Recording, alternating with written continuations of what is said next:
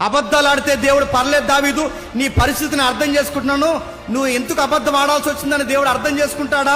నువ్వు గొలియాతుని కొట్టిన అబద్ధాలు ఆడితే దేవుడు నిన్ను కొడతాడు. నువ్వు గొలియాతుని జయించినా నువ్వు నాటకాలు ఆడితే నీ నాటకాన్ని దేవుడు తెర తీస్తాడు. నేను మళ్ళీ చెప్తాను, నువ్వు ఎవరైనా నువ్వు మందిరాన్ని మానేస్తే అంతకుముందు నువ్వు వీరోచితమైన కార్యాలు చేసిన వాడివైనా సావు దెబ్బ నీ మీదకి తెస్తాడు. అవి మీద తెచ్చాడు. ఏం సావు? ఆ పట్టణస్తులందరూ గుర్తుపట్టారు, రాజు గుర్తుపడతాడు, పిచ్చోళ్ళగా యాక్టింగ్ చేస్తున్నాడు. ఈ యాక్టింగ్ ని దేవుడు ఎంకరేజ్ చేస్తాడు. నటించే వాళ్ళు దేవుడికి ఇష్టమా?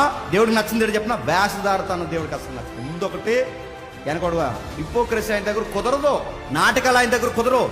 మన అవునంటే అవును, కాదంటే కాదు. నాటకాలు ఆయన దగ్గర కుదరవు. నాటకాలు వేస్తే నడుతున్నాను, నాటకాలు వేసే వేషధారులైన పరిసయ్యులను దేవుడు వ్యతిరేకించాడు లేదా? సద్దుకాయలను తిట్టాడా లేదా? నాటకాలు మాట్లాడుతున్నాడు దేవుడు దులుమాడేసాడులే చరిత్రలో.